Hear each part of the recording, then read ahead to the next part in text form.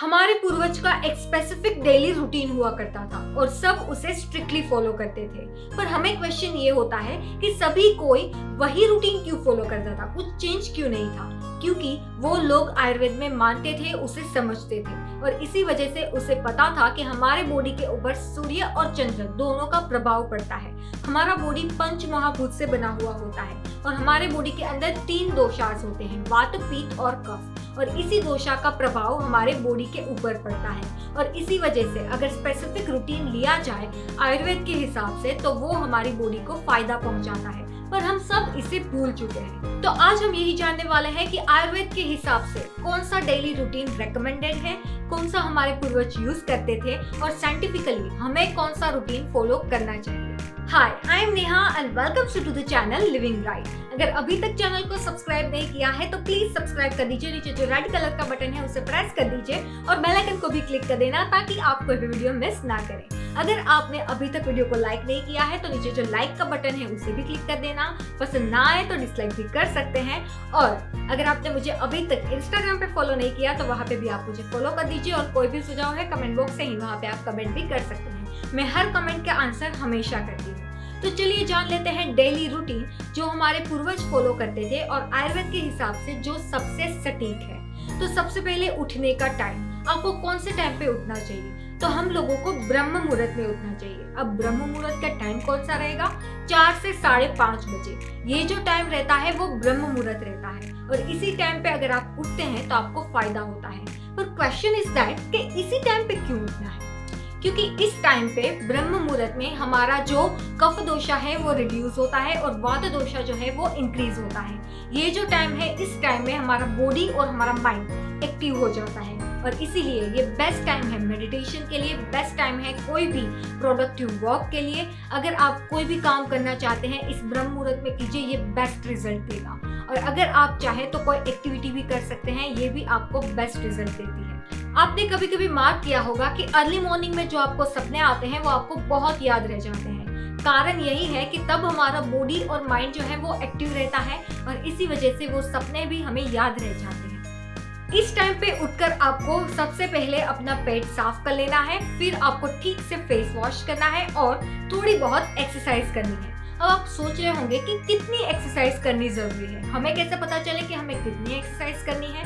तो अगर आपका वात दोषा है तो आपको लेस इंटेंसिटी वर्कआउट करना है, थोड़ी बहुत एक्सरसाइज कर लोगे तो चलेगा। अगर आपका पित्त दोषा है तो आपको मॉडरेट अमाउंट में एक्सरसाइज करनी है, बहुत ज्यादा भी नहीं, बहुत कम भी नहीं। और अगर आपका कफ दोषा है तो आपको हाई इंटेंसिटी वर्कआउट करना होगा, बहुत जम के मेहनत करनी पड़ेगी। एज पर आयुर्वेदा जब तक आपके अंडर आर्म से पसीना ना आए तब तक आपको वर्कआउट नहीं रोकना है। इतना वर्कआउट तो आपको करना ही है कि आपके अंडर आर्म से पसीना निकले।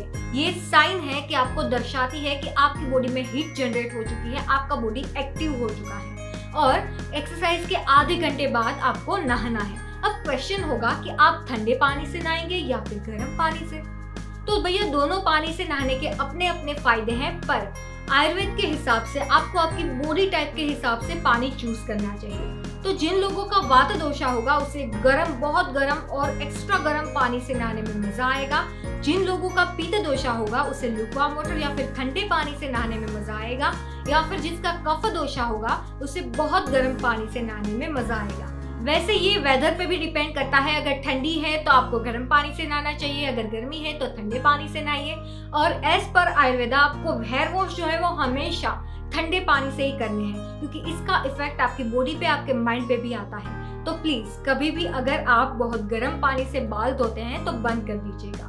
बाकी आप वार्म वाटर से नहा सकते हैं और आयुर्वेद में कभी भी बहुत गर्म पानी से नहाने की सलाह नहीं दी गई है।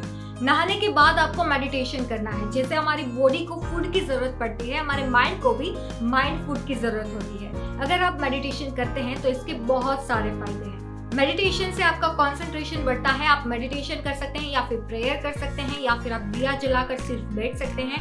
आयुर्वेद में इसे ध्यान कहा जाता है, जिससे आपका कंसंट्रेशन बढ़ता है, आपका माइंड पावर बढ़ता है, आपको बहुत ज्यादा स्ट्रेंथ मिलती है आपके माइंड को, और आपको अगर बहुत ज्यादा स्ट्रेस है, डिप्रेशन है तो ये सब दूर होता है। और एक बात, आपको मेडिटेशन हमेशा खाली पेट करना है, कि जब आप खाना खा लेते हैं तो उसके बाद आपकी डाइजेस्टिव सिस्टम जो है वो एक्टिवेट हो जाती है और आपका ब्लड सप्लाई डाइजेस्टिव सिस्टम के पीछे चला जाता है और आपके माइंड को जो ब्लड सप्लाई चाहिए होता है वो नहीं मिल पाता है, उसको उतना जस्टिस नहीं मिल पाता है। तो आपको हमेशा मेडिटेशन खाली पेट करना है और मेडिटेशन करने के बाद आप ब्रेकफास्ट कर सकते हैं। ब्रेकफास्ट आपको सूर्य उदय होने के बाद करना है। इसका भी एक कारण है कि जैसे जैसे सूर्य उदय होता है वैसे वैसे हमारी बॉडी का अग्नि एलिमेंट भी एक्टिवेट होता है जो हमारे डाइजेस्टिव सिस्टम को प्रॉपर बना सकता है। तो आपको ब्रेकफास्ट जो है वो सूर्य उदय के बाद ही करना है।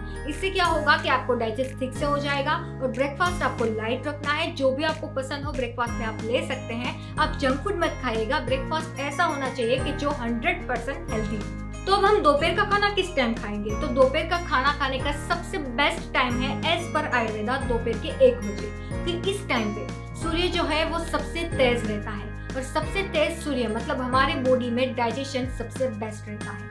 अगर आप इस टाइम पे खाते हैं तो आपका डाइजेशन ठीक से हो जाता है और खाना आपको ठीक से पच जाता है, ठीक से डाइजेस्ट हो जाता है। अब दोपहर को खाना खाने के बाद सोएं या ना सोएं? काफी लोग जो है वो दोपहर को सो जाते हैं, पर आयुर्वेद में ये रिकमेंड किया गया है कि अगर आपको बहुत गर्मी है, बहुत ज्यादा एटमॉस्फेयर हॉट है, तब आप सो सकते हैं, क्योंकि आपको आपकी एनर्जी को सेव करना होता है। और दूसरी बात, आपकी जो दोषा है इस प्रकार से आपको सोना या नहीं सोना ये डिसाइड करना है।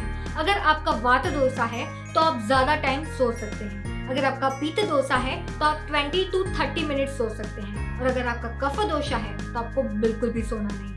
फिर आपको आपका काम निपटाना है और शाम को एक ऐसी एक्टिविटी करनी है जो आपके रूटीन काम से अलग है। रूटीन में जो आप जॉब करते हैं, जहाँ पे भी आप बिजनेस करते हैं, वो तो सब होता ही है, पर उसके अलावा कुछ ऐसी एक्टिविटी जैसे कि आपको म्यूजिक पसंद हो, आपको कोई इंस्ट्रूमेंट बजाना पसंद हो, आपको डांसिंग पसंद हो, जो भी आपको पसंद हो वो एक एक्टिविटी कीजिए। इससे आपको बहुत अच्छा लगेगा और आयुर्वेद में भी ये रिकमेंड किया गया है। तो अब बारी है डिनर की। तो रात को खाना आप कितने बजे खाएंगे? तो आपको 7 से 8 बजे से पहले खाना खा लेना है, क्योंकि एज पर आयुर्वेदा अगर आप सूर्यास्त के बाद खाना खाएंगे तो आपकी डाइजेस्टिव सिस्टम जो है वो स्लो हो जाएगी। जैसे जैसे सूर्य जो है वो अस्त होता है वैसे वैसे हमारी डाइजेस्टिव सिस्टम जो है वो भी स्लो होने लगती है। तो आपको 7 से 8 बजे से पहले खाना खा लेना है। इससे आपका डाइजेशन भी प्रॉपर होगा, आपकी बॉडी में फूड जो है वो ठीक से डाइजेस्ट हो पाएगा और आपको उसके जरूरी न्यूट्रिशन मिल पाएंगे और आपका बॉडी जो है वो परफेक्ट रह पाएगा, हेल्दी रह पाएगा।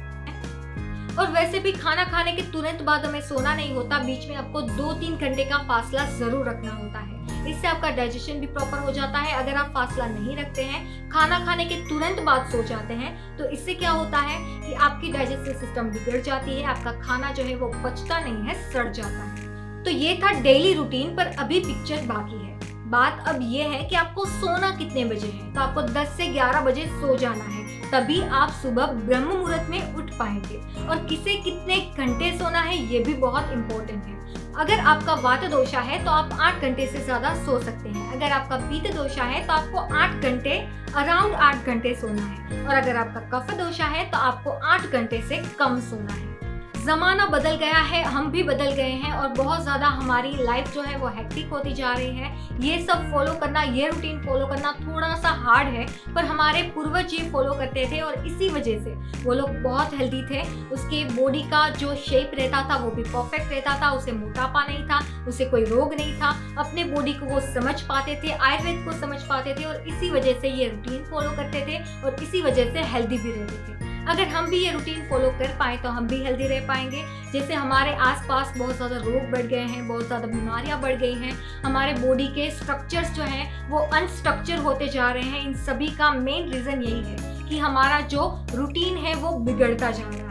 तो अगर आप ये रूटीन को सुधार पाएंगे तो आप अपनी बॉडी को थैंक यू बोल पाएंगे और आपकी बॉडी जो है वो आपको भी थैंक यू बोलेगी, क्योंकि आपने इतना अच्छा रूटीन के लिए फॉलो किया है। मैं तो ये रूटीन फॉलो करने लगी हूँ और करने वाली हूँ। क्या आप करने वाले हैं या नहीं, मुझे कमेंट बॉक्स में कमेंट करके ज़रूर बताइएगा। और अगर आपने अभी तक सब्सक्राइब नहीं किया है मेरे चैनल को तो फटाफट से सब्सक्राइब कर दो, बेल आइकन को क्लिक कर दो ताकि आप कोई भी वीडियो मिस ना करें। और अगर आपने अभी तक वीडियो को लाइक नहीं किया है ना, फटाफट से लाइक करो, बहुत मेहनत लगती है यार वीडियो बनाने में। लाइक कीजिए, पसंद नहीं आया तो डिसलाइक भी कर सकते हैं, दोनों में से एक तो आपको जरूर करना है। अगर आपके कोई भी सुझाव है तो कमेंट बॉक्स है, वहाँ पे आप कमेंट कर दीजिए, मैं हर कमेंट के आंसर हमेशा करती हूँ। अगर आपने अभी तक मुझे इंस्टाग्राम पे फॉलो नहीं किया है तो वहाँ पे भी आप मुझे फॉलो कर सकते हैं। अगर आपने ये वात पीत और कफ वाला वीडियो नहीं देखा है तो देख लीजिए, और ये लेटेस्ट वाला वीडियो इसे देखना भी मत भूलिएगा, because it's all about your health.